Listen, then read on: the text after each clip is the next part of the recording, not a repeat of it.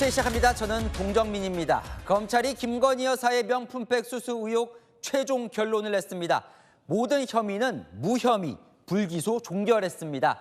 대통령은 오늘 김 여사 특검법안에 거부권을 행사했고 야당은 탄핵 발의 움직임을 보이며 정치권이 요동치고 있습니다.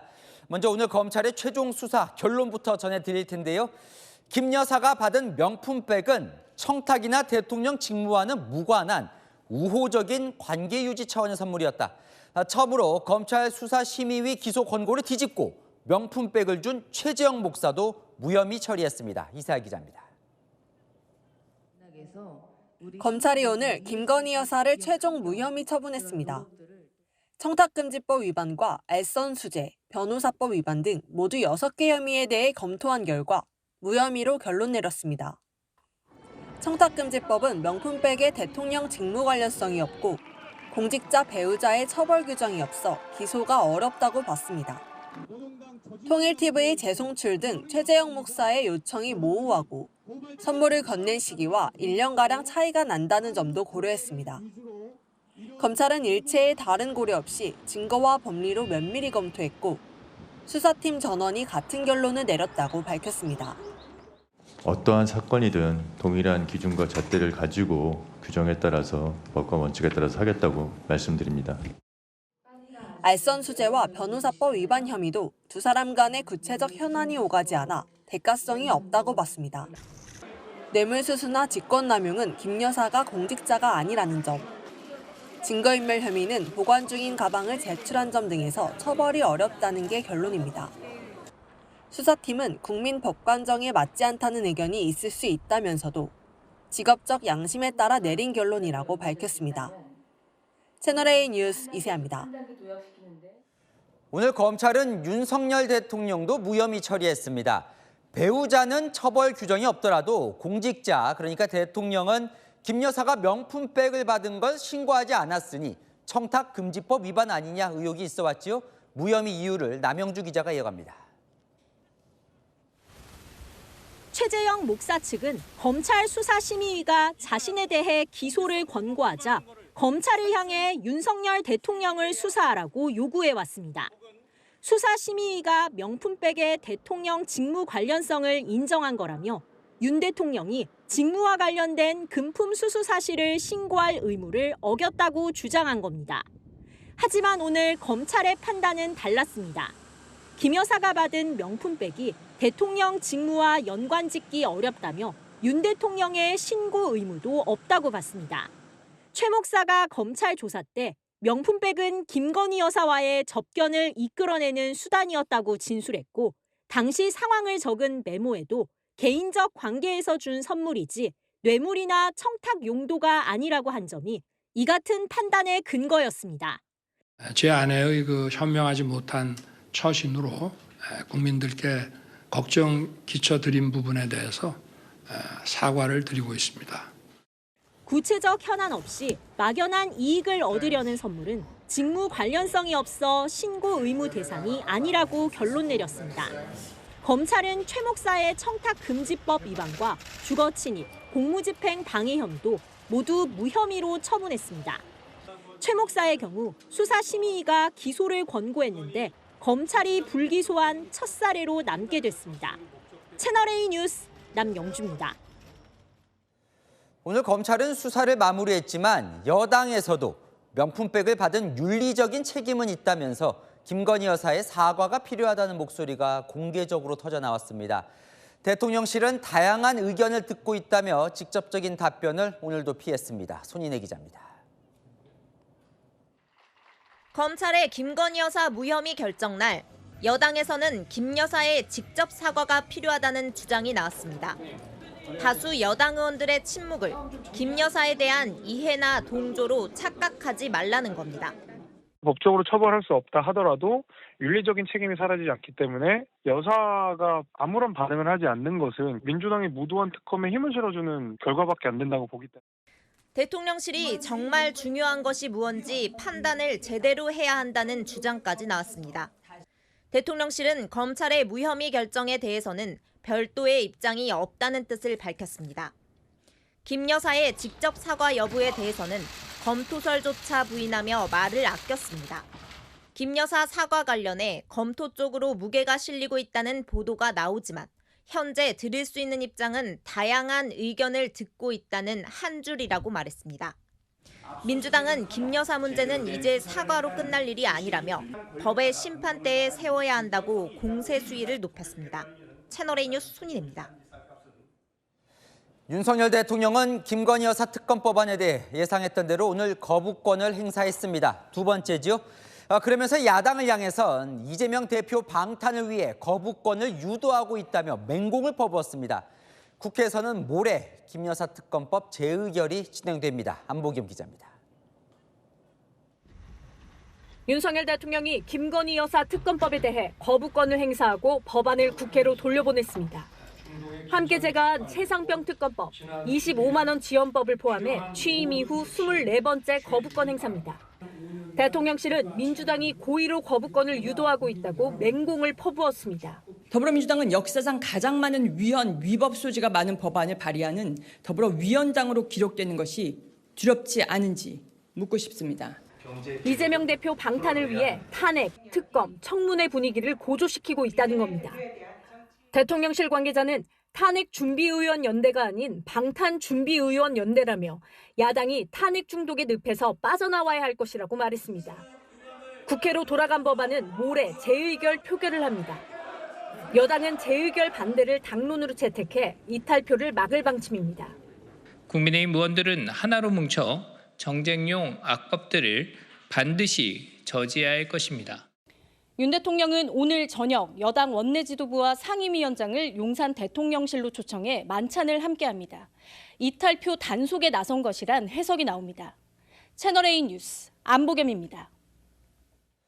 범야권 강경파들이 대통령 탄핵 소추안 발의 요건인 의원 150명 모으기에 착수했습니다. 탄핵 발의 준비의원연대가 최근 야권 의원들에게 동참을 요청하는 친전을 보냈는데요. 채널A가 그 친전 내용을 입수했습니다. 정현주 기자의 단독 보도입니다.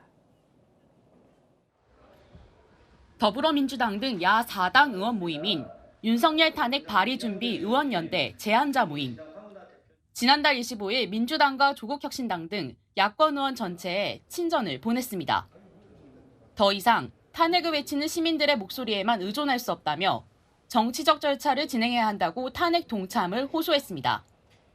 윤 대통령 부부를 향해선 구한말 무당에 의존해 결국 일제의 나라를 빼앗긴 고종과 명성황후 같다며 탄핵 사유는 차고 넘친다고 주장했습니다.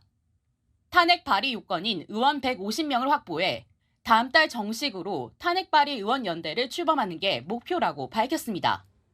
민주당 의원들은 당장 합류에는 신중한 분위기입니다. 한 민주당 의원은 얼마 전 탄핵의 밤 국회 행사 논란 때문에 눈치가 보여 고민이라고 전했습니다. 연대 소속 한 의원은 탄핵 필요성에 대해선 모두 동의하는 분위기라고 했습니다. 민주당 지도부는 공식 입장은 아니라면서도 탄핵 여론은 계속 띄우고 있습니다. 거부권을 행사를 한다면 이해충돌 방지법 위반이 될 수 있습니다. 대통령의 탄핵 사유가 될 수 있습니다.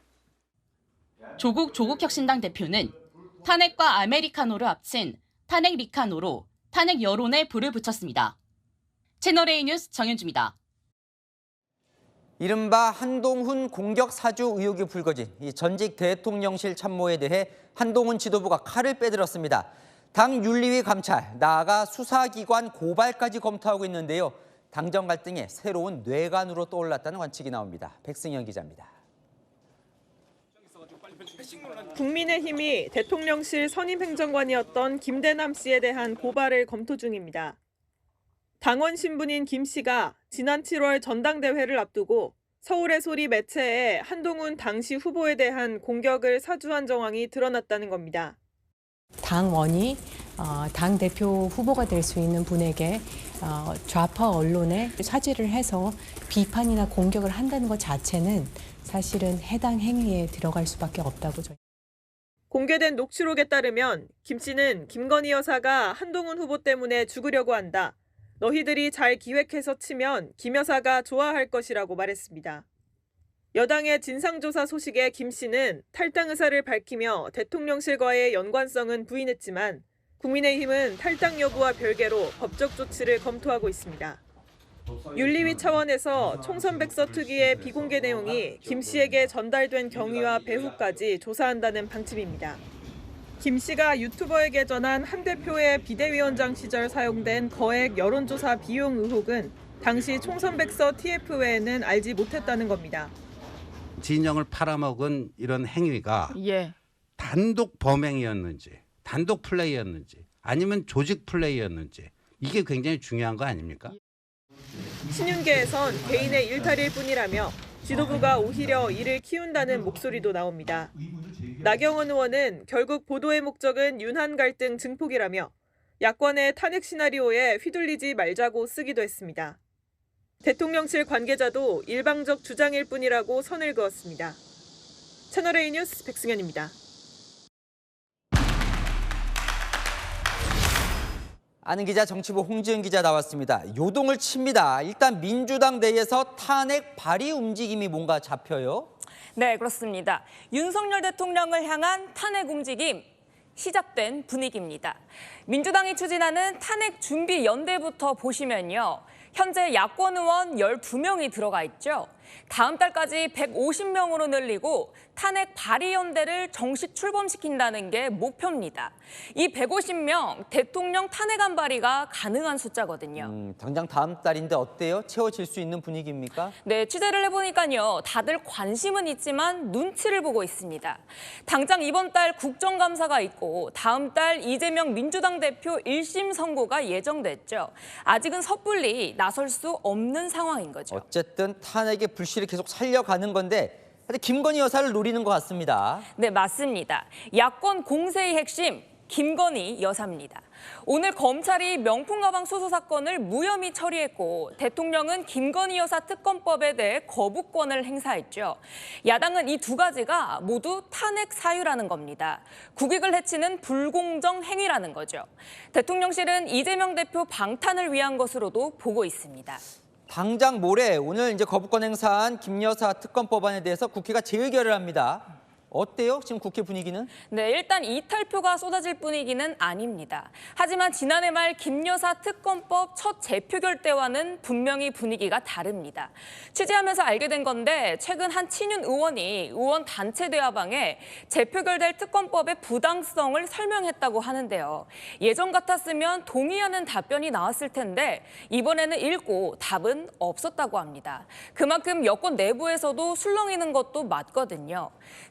친한계 할 것 없이 김 여사 사과가 필요하다는 데에는 모두 공감하고 있고요.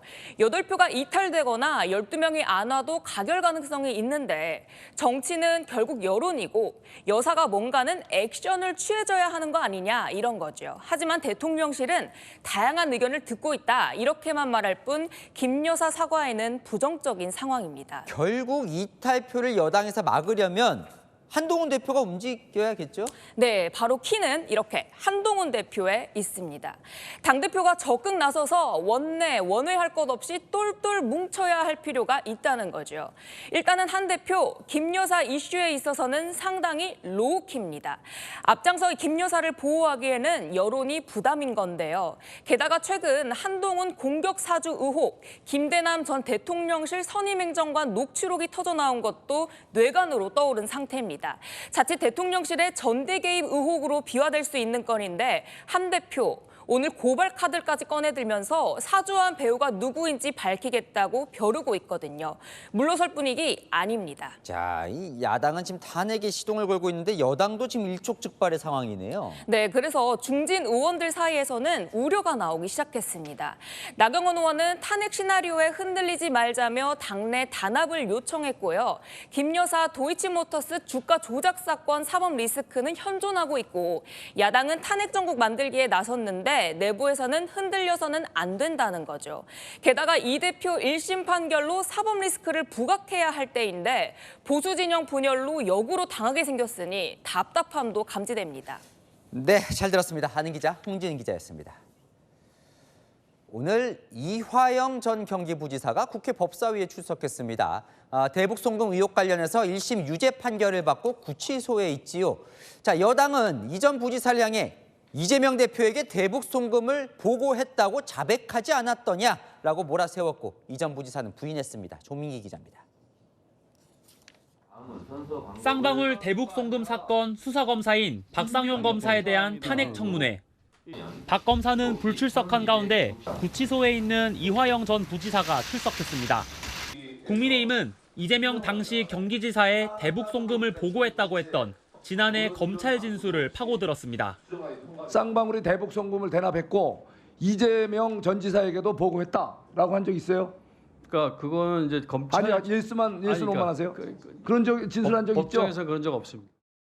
변호인이 얘기였다 이런 겁니까? 변호인이 이제 좀 약간 좀 뭐라고 해야 될까요? 좀 앞서 나가 가지고 일부 재판부에 그런 말씀을 하시면서 이 전 부지사는 검찰의 압박에 몰려 허위 진술을 했다고 말했습니다. 김성태 전 쌍방울 회장은 대북 송금 즈음 이 전 부지사 주선으로 이재명 대표와 통화했다고 증언한 바 있습니다. 저는 단 한 차례도 제가 이재명 당시 지사에게 전화를 해서 김성태 씨와 전화를 바꿔준 적도 없고 만남을 주선한 적도 없습니다. 이 전 부지사는 지난 6월 1심에서 징역 9년 6개월을 선고받고 구속 수감 중입니다. 채널A 뉴스 조민기입니다. 오늘은 사실 민주당이 이화영 전 부지사를 수사했던 박상용 검사 탄핵을 위해 마련한 청문회죠. 이 전 부지사 검찰의 회유 압박도 있었고 논란이 됐던 연어 술파티도 있었다고 밝혔습니다. 여당은 이미 검찰이 거짓말이라고 밝힌 내용이라며 강하게 반발했습니다. 박지한 기자입니다. 소위 말한 연어 파티가 있었다고 본인이 그림까지 그래서 했었죠. 대질이라는 명분하에 진술을 어떻게 같이 할 것인가를 지속적으로 맞추었고 그 과정에서 진술이 틀리면 서로 교정을 해주는 이른바 진술 세미나를 반복적으로 했습니다. 국회 청문회에 출석한 이화영 전 경기부지사는 검찰에 끊임없는 회유가 있었다고 폭로했습니다. 검찰이 김성태 전 쌍방울 회장을 회유하려고 이른바 연어 술파티를 벌였다는 주장도 이어갔습니다. 김성태 씨가 오늘은 뭐 갈비탕을 먹고 싶다 그러면 갈비탕이 제공되어지고 뭐 짜장면이 먹고 싶다면 짜장면이 제공시키고 뭐 연어가 먹고 싶다 그러면 연어가 제공되고 술을 마신 건 한 번이었었고. 증인의 입이 두렵습니까? 너무 열내지 마세요. 국민의힘은 검찰이 아니라 민주당이 회유한 것 아니냐고 반박했습니다. 자꾸 술을 마셨다고 얘기를 합니다. 그 법정에서. 그래서 검사가 이제 물어보니까 이제 어떤 종류 술이니까 뭐 소주다 뭐 그렇게 하고 이제 나중에 술을 마신 일이 없다고 얘기했다. 앞서 박상용 수원지검 검사는 이 전 부지사를 회유하거나 진실을 조작한 사실이 없고 검찰 시스템상 가능하지도 않았다고 반박했습니다. 수원지검도 이 전 부지사가 음주했다고 주장하는 일시에 이 전 부지사는 수원지검 구치감이나 수원구치소에 있었다고 반박했습니다. 채널A 뉴스 박지한입니다. 이재명 민주당 대표 다음 달 선거법 위반 위증교사 혐의 1심 선고가 나오죠. 대북 송금 의혹 재판이 곧 본격 시작됩니다. 이재명 대표의 방북 비용을 쌍방울이 대납했다는 의혹이죠. 이르면 연내에 나올 이 이화영 전 부지사의 2심 선고가 분수령이 될 전망입니다. 김진우 기자입니다. 지난 6월 대북 송금 1심 재판에서 징역 9년 6개월을 선고받은 이화영 전 경기도 평화부지사. 1심 재판부는 북한에 보낸 800만 달러를 불법 송금으로 받습니다. 재판부는 북한으로 흘러간 돈이 이재명 당시 경기지사의 방북 사례금으로 보기 충분하다고도 했습니다. 현재 2심이 진행 중인데 늦어도 다음 달 초에는 변론이 끝날 전망입니다. 올해 안에 선고가 나올 가능성도 높습니다. 2심 재판부도 1심 판단을 유지하면 이재명 대표는 대북 송금 1심 재판에도 불리한 상황에 놓입니다. 이 대표가 대북 송금을 보고받거나 지시했는지 따져야 하지만 이 대표 재판은 혐의와 쟁점 상당 부분이 이 전 부지사 재판과 겹치기 때문입니다. 재판부도 이 전 부지사 사건을 맡았던 재판부입니다. 하지만 이 대표 재판은 속도를 못 내고 있습니다. 검찰이 이 전 부지사 1심 선고 닷새 뒤인 지난 6월 12일 이 대표를 기소했지만 이 대표 측이 서울에서 재판을 받게 해달라고 신청하면서 첫 공판 준비 기일까지만 2달 넘게 걸렸습니다. 오는 8일 두 번째 공판 준비 기일에서 주요 쟁점에 대한 이 대표 측 입장이 제시될 전망입니다. 채널A 뉴스 김지윤입니다. 네, 홍명보 국가대표팀 감독 선임 과정을 감사한 문화체육관광부가 선임 절차상에 문제가 있다고 발표했습니다. 하지만 대표팀은 홍 감독이 계속 맡을 걸로 보입니다. 이현용 기자입니다. 문체부는 홍명보 축구대표팀 감독 선임 과정에서 규정과 절차가 지켜지지 않았다고 밝혔습니다. 한 달간 강도 높게 축구협회를 감사한 결과입니다. 제가 사퇴하겠습니다. 하지만 절대 명예로서 제가 통화를 안 하고 동의를 안 받은 거는 절대 저 동의를 못 하겠습니다. 우선 권한이 없는 이임생 기술총괄이사가 최종 감독 후보로 홍 감독을 추천했고 홍명보 감독에 대한 면접도 비상식적이었다고 지적했습니다. 감독을 이미 발표하고 서면으로 형식적인 이사회 결의를 거친 것도 문제 삼았습니다. 하지만 정작 홍명보 감독 거취에 대해선 선을 그었습니다. 절차적 하자가 있다고 해서 홍명보 감독과의 계약이 당연 무효라고 판단하기는 어렵다고 생각합니다. 축구협회 독립성은 존중돼야 한다며 홍명보 체제 유지를 밝힌 겁니다. 다만 여론을 반영해 다시 절차적 정당성을 확보하라며 협회에 공을 떠넘겼습니다. 하지만 축구협회는 홍 감독에 대한 제안 방식이 달랐던 건 다른 감독과 달리 현직에 있어 조심스러웠고 이임생 이사 지명 역시 회장 권한이라며 문제될 게 없다는 입장입니다. 일단 사퇴 칼날을 피한 홍명보 감독은 이번 주 일요일 축구 대표팀을 이끌고 요르단 원정길에 오릅니다. 채널A 뉴스 이현용입니다. 문체부 칼날은 정몽규 축구협회 회장을 향하고 있습니다. 권한 없이 부당하게 후보자 면접에 개입을 했다는 겁니다. 이달 말 정 회장 처분도 요구할 계획입니다. 장치혁 기자입니다. 문체부는 클린스만 감독 선임 당시 정몽규 대한축구협회 회장의 규정 위반을 지적했습니다. 감독 추천 권한이 없는 정몽규 회장이 클린스만을 포함한 최종 감독 후보자 2명에 대해 최종 2차 면접을 진행했습니다. 회장의 요청으로 직접 진행한 것으로 확인되었습니다. 축구협회 규정상 대표팀 감독은 전력강화위원회 추천으로 이사회가 선임합니다. 정몽규 회장이 추천 과정에 개입한 걸로 볼 수 있는 대목입니다. 더구나 규정에 있는 이사회 선임 절차는 아예 생략됐습니다. 개인 친분에 따른 날림 발탁 의혹이 나오는 이유입니다. 선임 과정에 대해서 여러 가지 오해가 있는 것 같습니다. 사실 그 벤투 감독 선임 때와 같이 똑같은 프로세스로 진행했고 감사 결과에 대해 축구협회는 업무를 총괄하는 회장이 최종 후보자를 만난 건 조직 정관상 당연한 회장의 직무라고 반박합니다.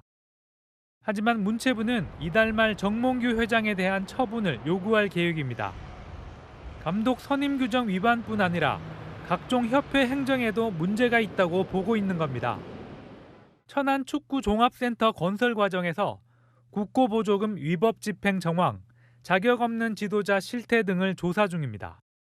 결국은 체육이 갖고 있는 가장 기본적인 정신을 지켜지지 않았다. 스스로 공정하게 될 수 있도록 개선을 해야 된다. 일단 문체부는 거취에 대한 정몽규 회장의 결단을 지켜볼 계획입니다. 채널A 뉴스 장치혁입니다. 10차선 대로에서 차를 몰다가 잠든 남성. 경찰이 음주 측정에 나서자 차에 매단 채 달립니다. 잡고 보니 만취 상태였습니다. 강보인 기자입니다. 검은색 승용차 진로를 경찰 순찰차가 앞뒤로 막고 있습니다. 잠시 대치를 하더니 갑자기 승용차가 출발합니다. 차량 운전석 쪽을 붙잡고 있는 경찰관이 그대로 끌려갑니다. 하지만 얼마 못 가 차를 둘러싼 순찰차에 에워싸여 멈춰섭니다. 승용차 엔진룸에 매달려 있던 경찰관이 휘청대며 머리를 감싸는 모습이 보입니다. 도로 한복판에 음주 의심 차량이 멈춰 있다는 신고가 경찰에 접수된 건 오늘 새벽 3시 50분쯤입니다. 남성은 이곳 왕복 10차선대로 한복판에서 차를 세웠는데요. 시동을 끄고 내려 음주 측정을 하자는 경찰의 요청에 고개를 저으며 계속 응하지 않았습니다. 체포 직후 측정한 남성의 혈중 알코올 농도는 면허 취소 기준의 2배가 넘는 만취 상태였습니다. 2차, 3차 사고가 예상이 됐기 때문에 바로 순찰차 세대로 만취 차량 주변을 환각청 대용으로 완전히 에워싸서 승용차를 저지하는 과정에서 엔진룸 위와 창문 쪽에 매달려 있던 경찰관 2명이 무릎과 얼굴 등을 다쳤습니다. 경찰은 20대 운전자를 특수공무집행방해 치상 등의 혐의로 입건해 범행 경위를 조사 중입니다. 채널A 뉴스 강보인입니다. 흉기를 들고 주택가를 돌아다니는 남성, 출동한 경찰에게까지 손전등을 비추고 흉기를 휘두르다가 쇠고랑을 찼습니다. 권경문 기자입니다. 늦은 밤 주택가 골목에 파란색 옷을 입은 남성이 나타납니다. 손전등으로 주차된 차량과 주택가 이곳저곳을 비춰보는데 다른 손에는 흉기를 들고 있습니다. 남성이 거리를 배회하고 다니자 잠시 뒤 신고를 받은 경찰이 출동합니다. 자느라고 뭐 이상한 소리가 나서 보니까 무릎 꿇으라고 경찰도 소동이 있었던 것 같습니다. 남성은 출동한 경찰에게 손전등을 비춰 시야를 방해하고 흉기를 휘두르며 저항했는데요. 경찰은 이곳에서 남성을 현행범 체포했습니다. 경찰은 몸으로 이 남성을 제압했는데 다행히 체포 과정에서 다친 사람은 없는 걸로 파악됐습니다. 경찰은 20대 남성을 특수공무집행방해 혐의로 입건했습니다. 남성은 경찰 조사에서 자신의 행동에 대해 횡설수설하며 제대로 진술을 하지 못한 걸로 전해졌습니다. 경찰은 남성의 재범행을 예방하기 위해 응급 입원시켰다고 밝혔습니다. 채널A 뉴스 권경문입니다. 지난 8월 부천 호텔 화재 때 에어매트로 뛰어내린 시민 2명이 숨지는 안타까운 사고가 있었는데요. 이번에는 그보다 높은 곳에서 추락한 10대 여성이 에어매트 덕분에 살았습니다. 어떤 차이가 있었는지 공국진 기자가 취재했습니다. 검은색 옷을 입은 여성이 아파트 난간에 앉아 있습니다. 위태롭게 난간을 걸어 다니기도 합니다. 잠시 후 난간을 미끄러지듯 아래로 추락합니다. 밑에 설치된 에어매트가 크게 출렁입니다.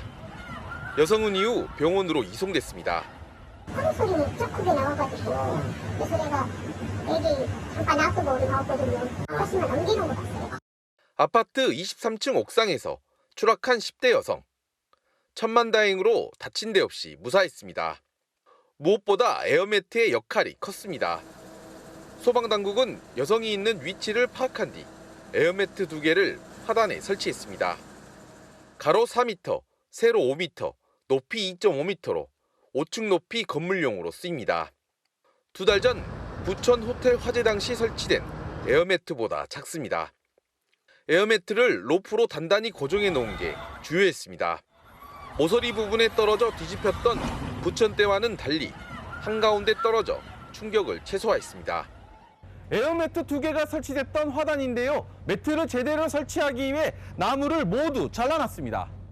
매트리스의 어떤 그 충격, 강도 이런 것을 꾸준히 연습, 훈련을 했었습니다. 발빠르게 저희들이 대응을 할 수 있었던 것 같습니다. 구조된 여성은 남자친구와 싸운 뒤 옥상에 올라간 것으로 전해졌습니다. 채널A 뉴스 공국진입니다. 김진하 양양군수가 민원인에게 금품을 받고 성적으로 부적절한 행동을 했다는 의혹에 휩싸였습니다. 사퇴 목소리가 커지고 있습니다. 강경모 기자입니다. 김진하 양양군수가 차량에서 내리면서 바지춤을 정리합니다. 뒤이어 한 여성이 따라 내립니다. 군에 여러 차례 민원을 제기한 이 여성은 김 군수가 차 안에서 성적으로 부적절한 행동을 했다고 주장합니다. 뒤로 타갖고 나를 확 밀어갖고서는 폭행을 하더라고요. 여성은 카페에서도 바지를 내리는 등 김 군수의 부적절한 행동이 수차례 있었다고 주장했습니다. 김 군수에게 현금과 안마의자 등 금품을 줬다는 의혹도 제기했습니다. 양양이 내 건데 내가 주인인데 변호사비 줄 돈 있으면 말 달라고. 김 군수는 논란이 불거지자 일신상 이유를 대며 소속 정당인 국민의힘을 탈당했습니다. 경찰은 최근 여성 민원인을 불러 사실관계를 확인한 것으로 알려집니다. 시민단체 등은 김 군수의 사퇴를 촉구하고 나섰습니다. 김진아 군수는 사퇴하라! 사퇴하라! 사퇴하라! 채널A는 김 군수의 명확한 입장을 듣기 위해 군수실을 찾았습니다. 혹시 군수님 자리 안 계시나요? 자리 안 계시나요? 또 수차례 연락을 시도했지만 닿지 않았습니다. 연결이 되지 않아 삐 소리 후 소리샘으로 연결되오며. 채널A 뉴스 강경모입니다. 일촉즉발 그 자체인 중동 소식으로 이어갑니다. 이란이 이스라엘을 향해서 200발의 미사일을 발사했지만 이스라엘은 대부분 방공망으로 막았다고 주장했습니다. 윤석열 대통령은 교민 철수를 위한 군 수송기 투입을 지시했습니다. 서주희 기자입니다. 깜깜한 하늘에서 불꽃이 연달아 떨어집니다. 현지 시각 어제 오후 7시 반쯤 이란이 텔아비브와 예루살렘을 포함한 이스라엘 전역에 탄도미사일 약 200발을 발사했습니다. 하마스와 헤즈볼라 수뇌부에 대해 이스라엘이 연이은 공격을 이어가자 이란이 보복으로 맞선 겁니다. 이란 혁명수비대는 90%가 목표물에 명중했다고 밝혔지만 이스라엘 측은 2명이 부상을 당했을 뿐 대규모 인명피해는 없었다며 반박했습니다. 이스라엘 측은 적 무기의 종류와 요격 고도에 따라 겹겹이 마련돼 있는 다층 방공 시스템을 가동해 대규모 미사일 공격을 막아냈다고 밝혔습니다. 이란은 이스라엘의 공습이 계속되면 강력 대응하겠다고 경고했습니다. و یا علیه حاکمیت و تمامیت ارضی ما وارد عمل بشه عملیات امشب با چند برابر بزرگی تکرار خواهد شد. 이스라엘도 물러서지 않았습니다. איראן עשתה הערב טעות גדולה והיא תשלם על כך. 이스라엘은 오늘도 레바논 남부에 투입된 지상군이 헤즈볼라와 교전을 벌이는 등 공습을 이어간 가운데 윤석열 대통령은 우리 국민 철수를 위해 군 수송기를 즉각 투입할 것을 지시했습니다. 현재 레바논, 이란, 이스라엘 등 중동 지역에 체류하는 우리 국민은 약 720명으로 파악됩니다. 채널A 뉴스 서주입니다. 미국 대선을 한 달 정도 앞두고 민주당과 공화당의 부통령 후보들이 TV 앞에서 맞붙었는데요. 공화당 후보 벤스가 근소한 차이로 앞섰다는 평가가 나옵니다. 박선영 기자의 보도입니다. 악수와 함께 시작된 미국 부통령 후보 토론회. 시작부터 중동 전쟁과 관련한 날카로운 질문이 이어졌는데 팀 월즈 미 민주당 부통령 후보는 긴장한 듯 실수를 보였습니다. The expansion of Israel and its proxies is an absolute fundamental necessity for the United States to have the steady leadership there. 외신들은 대리인이라는 단어가 이란의 지원을 받는 무장 정파를 주로 지칭하는데 적절하지 못했다고 평가했습니다. 반면 제이디 벤스 공화당 부통령 후보는 다소 여유로운 태도로 트럼프를 치켜 세웠습니다. We have to remember that as much as Governor Walz just accused Donald Trump of being an agent of chaos, Donald Trump actually delivered stability in the world. 월즈의 실책은 이어졌습니다. 총기 규제 관련 이야기를 하던 중 피해 가족들을 총격범으로 잘못 말한 겁니다. Yeah, I sat in that office with those Sandy Hook parents. I've become friends with school shooters. 하지만 트럼프의 2020년 대선 불복 사건 부분에서는 특유의 직설 화법으로 벤스를 몰아세우기도 했습니다. Tim, I'm focused on the future. That is a damning non-answer. 토론 직후 여론조사에서 벤스가 승리했다는 응답률이 근소하게 더 높게 나타났습니다. 뉴욕타임스도 벤스가 월즈를 물리쳤다며 월즈는 긴장하며 싸우는 모습이 역력했다고 평가했습니다. 다만 해리스와 트럼프의 TV 토론보다는 정중했고 예의를 갖췄다며 어른의 토론이라는 평가가 나오기도 했습니다. 채널A 뉴스 박선영입니다.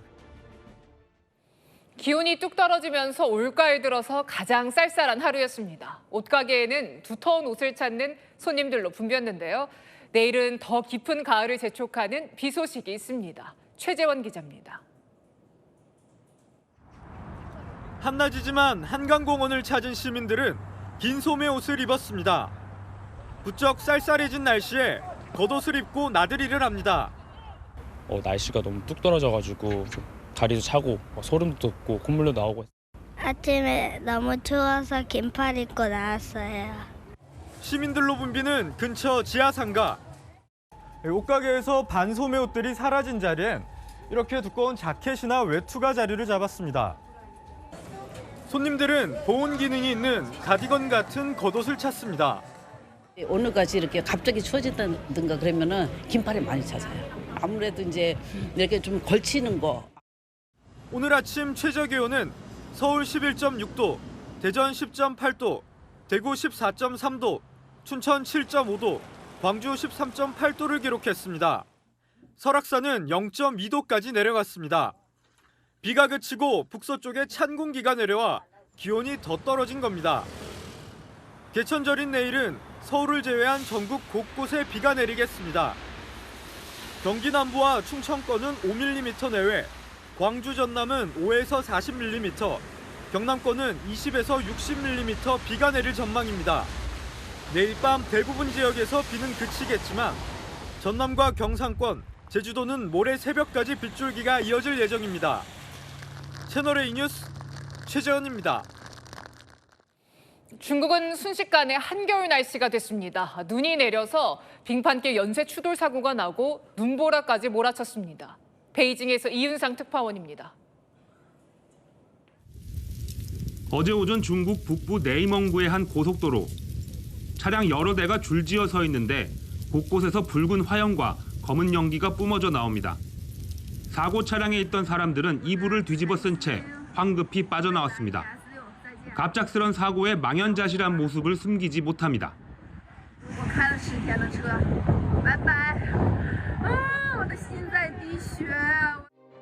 갑작스런 추위에 눈까지 내리면서 도로 표면이 얼어붙어 10일 연쇄 추돌 사고가 난 겁니다. 다행히 인명피해는 없었지만 사고 직후 불이 나 주변 차량이 대부분 전소됐습니다. 네이멍구 기상당국에 따르면 나흘 전만 해도 최저 기온이 15도였는데 사흘 만에 초겨울 날씨인 2도까지 떨어진 겁니다. 중국 내 유명 관광지인 내륙 산시성 일대에도 어제 갑자기 눈이 쏟아졌습니다.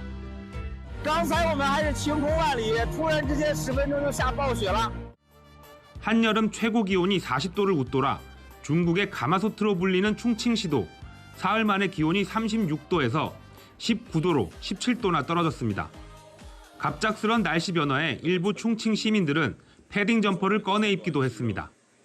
중국 기상당국은 북쪽 찬 공기가 세력이 강해지면서 중국 북부와 중동부 지역에 영향을 미친 걸로 보고 있습니다. 베이징에서 채널A 뉴스 이윤상입니다. 두 번 접히는 스마트폰 트리폴드 폰입니다. 중국 화웨이가 최근 내놓은 최대 450만 원짜리 야심작인데요. 내구성 논란에 휩싸였습니다. 우현기 기자입니다. 중국 온라인 커뮤니티에 올라온 한 영상입니다. 지난달 화웨이가 내놓은 두 번 접는 트리폴드 폰인데 접히는 부분에 굵은 검은 줄이 보입니다. 화면이 파손됐다는 영상이 잇따르면서 공식 판매를 한 지 보름도 안 돼 내구성 논란에 휩싸였습니다.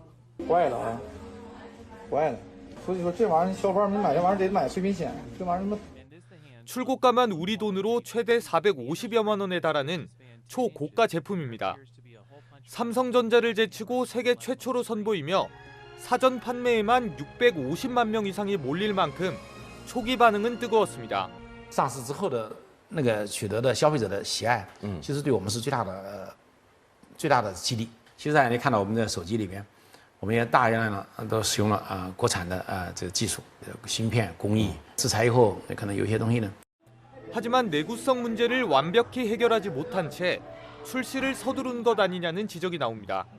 일반적인 상황에서 저러한 제품의 결함이 발생됐었다면 그거는 아무래도 디스플레이 쪽에 문제가 좀 있는 게 아닌가, 내구성 쪽에 아직은 좀 문제가 있는 게 아닌가라고 추정이 됩니다. 화웨이가 트리폴드 폰 제품으로 돌풍을 일으켰지만 화면 파손 사례가 계속 발생할 경우 타격이 불가피해 보입니다. 채널A 뉴스 우현기입니다. 삼성전자가 해외 인력을 대폭 줄인다는 소식이 전해졌습니다. AI 부문 고전 때문이라는데 주가가 한때 5만 원대로 떨어지기도 했습니다. 임종민 기자입니다. 삼성전자가 해외 법인을 중심으로 인력을 감축한다는 외신 보도가 잇따르며 위기감이 고조되는 모습입니다. 블룸버그 통신은 현지 시각 지난 1일 삼성이 AI 시장의 어려움 속에서 수천 명 규모의 글로벌 인력을 감축한다고 보도했습니다.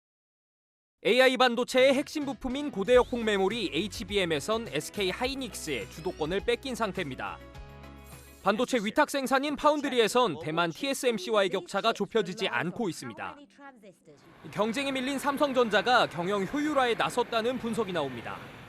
해외 인력이 감축되는 이런 현상은 기본적으로 성장 둔화가 나타나거나 추가적인 성장 둔화가 예견될 때 발생하는 현상이.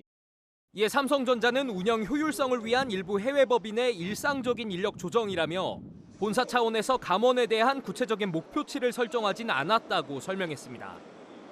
하지만 글로벌 금융그룹인 맥쿼리도 최근 보고서에서 목표 주가와 투자 의견을 하향 조정했습니다. 위기론이 확산되는 가운데 삼성전자는 오늘 장중한때 6만 원 선이 무너지며 1년 7개월 만에 5만 전자를 기록했습니다. 채널A 뉴스 임종민입니다. 용접, 도배, 배관 수리 힘들다고 기피했던 블루칼라 직종이죠. 하지만 최근 2030 청년들로부터 재평가를 받고 있습니다. 어떤 이유일까요? 경제카메라 유찬 기자입니다.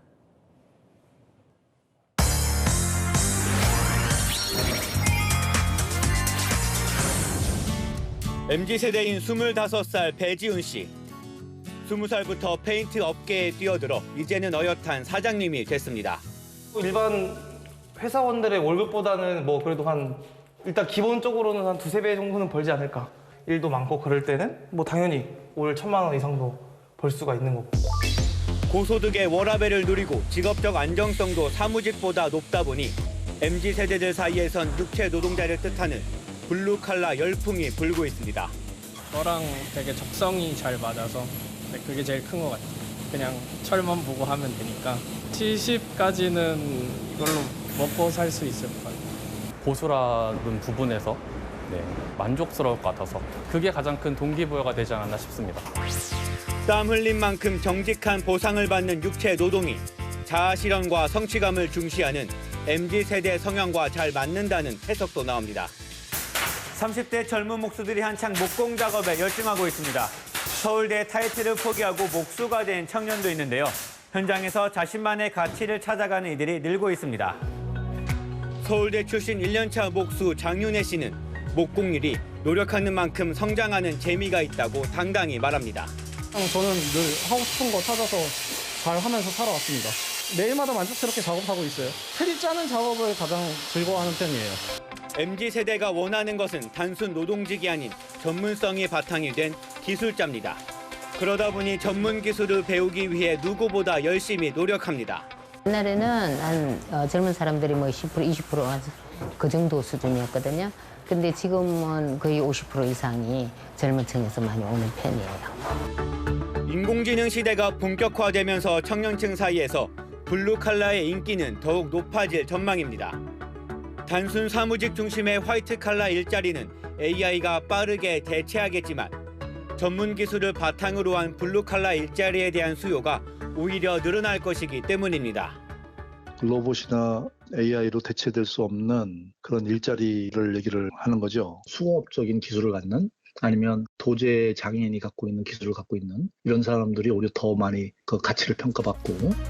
시대의 변화 속에 블루칼라의 위상도 달라지고 있습니다. 경제카메라 유찬입니다. 교육부가 국립대인 서울대를 상대로 고강도 감사에 착수했습니다. 의대생들 휴학을 불허한다고 했는데 서울대 의대가 그 휴학 승인을 해줬다는 겁니다. 정부는 압박하고 있지만 의료계는 눈 하나 깜짝하지 않는 모습입니다. 홍란 기자입니다. 교육부 감사 인력 12명이 서울대 행정관으로 들어갑니다. 서울대 의대가 의대생 800여 명의 휴학계를 승인하자 승인 과정에 문제가 없었는지 현장 감사에 착수한 겁니다. 감사 과정에서 혹시 어떤 부분을 중점적으로 보실 건지 한 말씀만 부탁드립니다. 절차상 하자 있으면 휴학 승인 취소도 가능할까요? 교육부는 전국 의대에 휴학 불허 공문도 보냈습니다. 의대생들은 지난 1학기부터 정부 의대 증원 정책에 반발해 대거 휴학계를 냈는데 교육부는 동맹 휴학은 정당한 휴학 사유가 아니라며 승인을 막고 있습니다. 반드시 돌아오는 상황을 만들 수 있다고 생각을 합니다. 서울대 교수회와 의료계는 휴학 승인은 정당한 결정이라며 교육부에 감사 취소를 요구했습니다. 수업을 듣지 않는 학생들을 진급시키겠다는 것이야말로 비교육적 처사라는 겁니다. 우리는 서울대 의과대학이 옳은 결정이 전국 의대로 확산되기 바라며 교육부가 협박성 조치 예고를 즉각 취소할 것을 요구한다. 40개 의대 가운데 서울대처럼 의대 학장이 휴학 승인권을 가진 곳이 절반에 달해 다른 의대로 확산될 가능성이 제기됩니다. 채널A 뉴스 홍란입니다. 아이 셋을 낳은 공무원은 자녀 1명당 3년씩 총 9년 육아휴직을 근무 경력으로 인정하는 방안이 추진됩니다. 출산 육아로 인한 승진 불이익을 없애겠다는 건데요. 공무원들 생각은 어떨까요? 장하얀 기자가 들어봤습니다. 내년 1월 첫째 출산을 앞둔 5급 공무원 이모 씨. 육아휴직을 1년만 쓸 계획이었는데 더 길게 사용하는 방안을 고려하고 있습니다. 돌 지나서도 아직도 부모의 손길이 아기들한테는 많이 필요하다고 생각되기 때문에 1년만 쓰고 복직해야겠다가 아니고 그래도 조금 더 이제 아기가 필요하다면은 같이 좀 더 지내도 되지 않을까? 공무원의 육아휴직 기간 전체를 근무 경력으로 인정하겠다는 정부 발표도 영향을 줬습니다. 현재 첫째의 경우 휴직 기간 중 1년만 근무 경력으로 봤는데 앞으로는 자녀 1인당 최장 3년까지 인정합니다.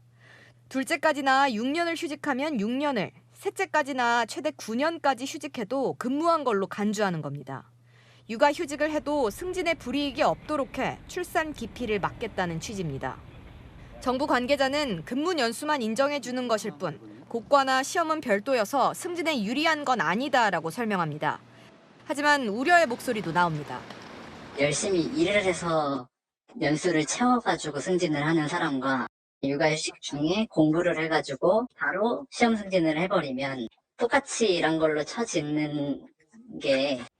정부는 법 개정을 거쳐 이르면 내년 상반기부터 국가직 공무원을 대상으로 우선 시행하고 범위를 확대해 나갈 예정입니다. 채널A 뉴스 장하얀입니다.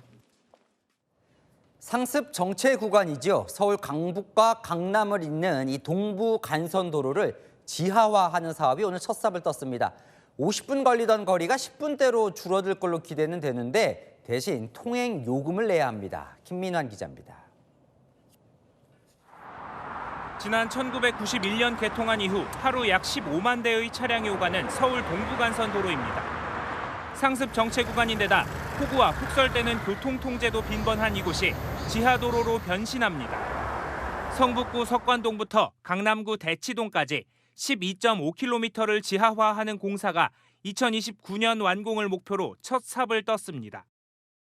중랑천과 한강 밑을 통과하는 소형차 전용 왕복 4차로 지하도로를 새로 건설하는 사업입니다. 지하화를 마치면 시속 70km 도로가 돼 50여 분 걸리던 이동 시간은 10분대로 단축됩니다.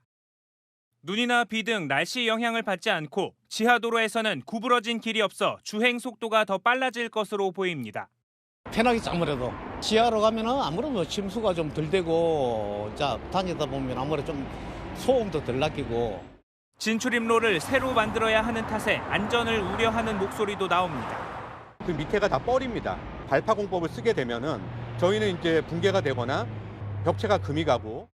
민간 투자 사업으로 추진돼 통행 요금도 내야 합니다. 강남에서 군자 IC까지 1,600원, 월릉 IC까지는 2,500원으로 책정됐습니다. 채널A 뉴스 김민환입니다. 성혜랑 기자와 여랑야랑 시작합니다. 첫 번째 주제 보겠습니다. 한동훈 대표 고심이 깊어 보여요. 요즘 지지율 얘기인 것 같은데 뭘 찾고 있습니까? 네, 바로 날개입니다. 지지율 추락으로 위기론 나온 한 대표. 다시 올라갈 날개 찾을 방법 고심에 빠졌는데요. 먼저 오늘 나온 여론조사 보실까요? 한 대표 차기 대통령 적합도 여론조사 결과 19.3% 기록했는데 이재명 대표와는 무려 21.9%포인트 차이입니다. 이 2배 이상 벌어진 건데 추세로는 하락세가 맞는 것 같습니다. 네, 든든한 지지층이었던 보수 텃밭, 이 영남권의 동요도 심상치가 않습니다. 대구, 경북, TK에서도 이 대표보다 10%포인트 이상 낮았는데요.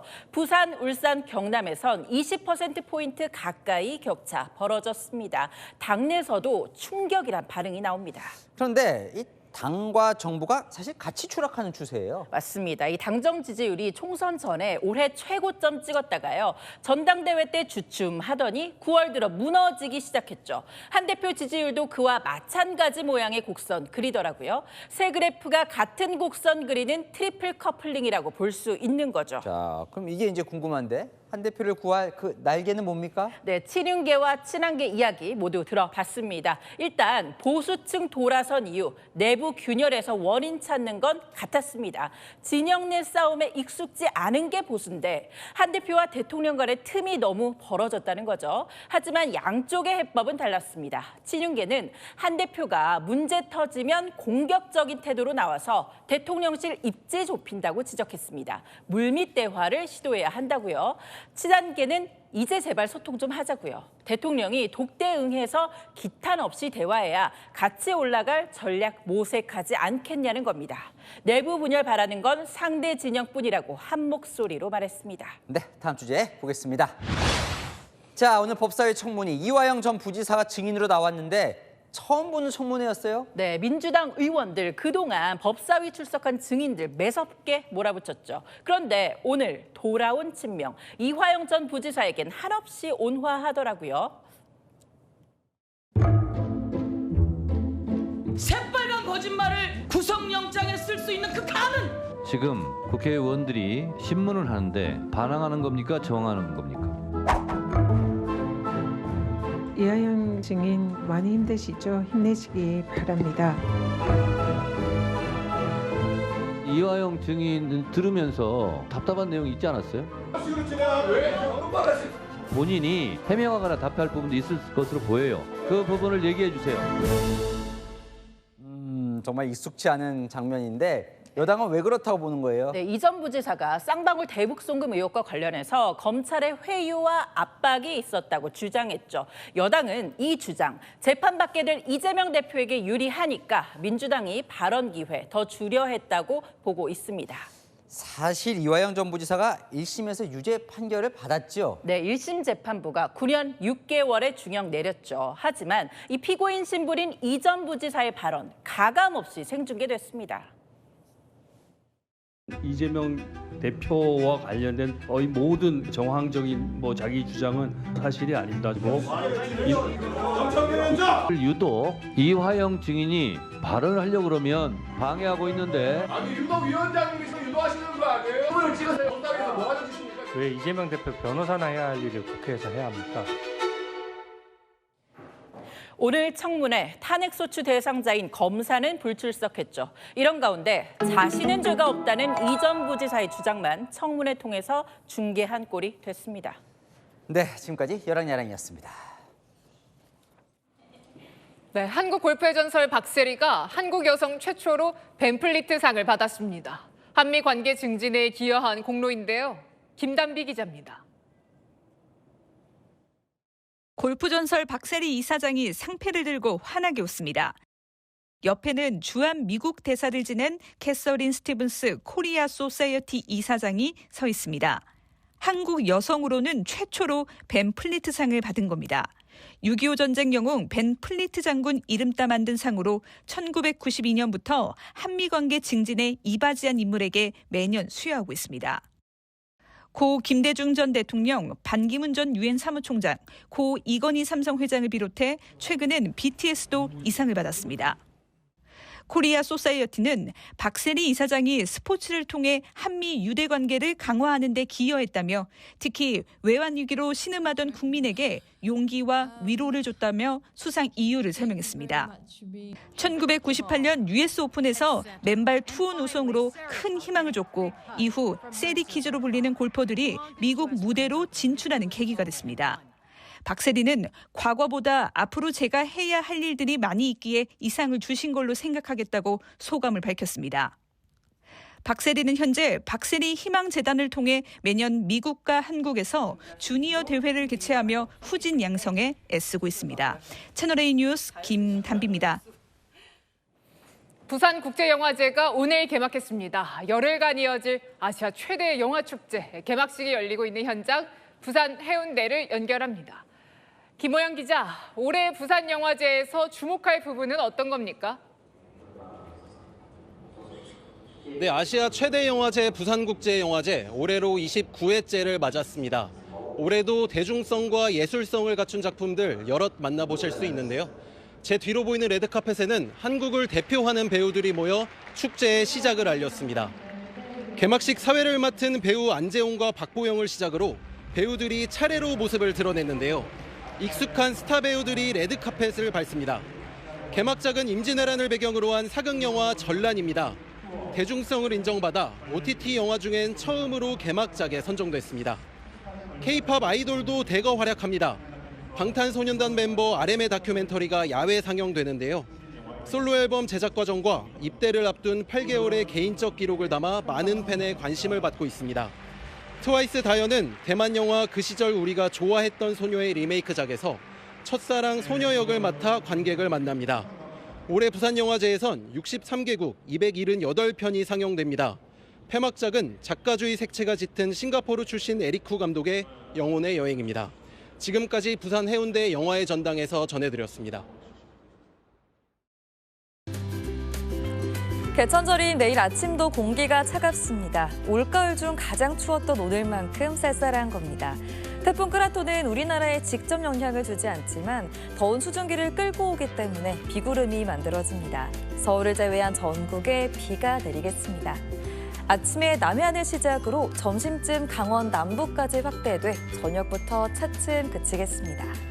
양은 남부지방에 최대 40mm, 중부에는 5mm 안팎으로 예상됩니다. 해안 지역에는 순간풍속 초속 20m가 넘는 강풍이 불겠고요. 너울도 강하게 밀려들겠습니다. 해상에는 최고 4m의 매우 높은 물결이 일겠습니다. 내일 최저 기온 서울과 대전 12도 등 평년보다 낮겠습니다. 최고 기온은 서울 22도, 대전 18도로 중부지방을 중심으로 일교차가 크겠습니다. 남부와 제주는 다음 주 초까지 비가 길게 이어질 전망입니다. 날씨였습니다.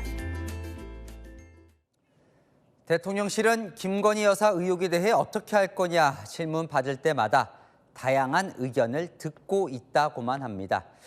여당 내에서도 사과 요구가 나오지만 여전히 침묵입니다. 야권에선 대통령 탄핵 소추안 발의 요건인 의원 150명 모으기에 착수했습니다. 대통령 부부를 향해 나라를 빼앗긴 고종과 명성 황후 같다고까지 합니다. 이러는 사이 민생은 또 뒷전입니다. 마침표 찍겠습니다. 한숨만 나오는 정치. 뉴스에 마칩니다. 감사합니다.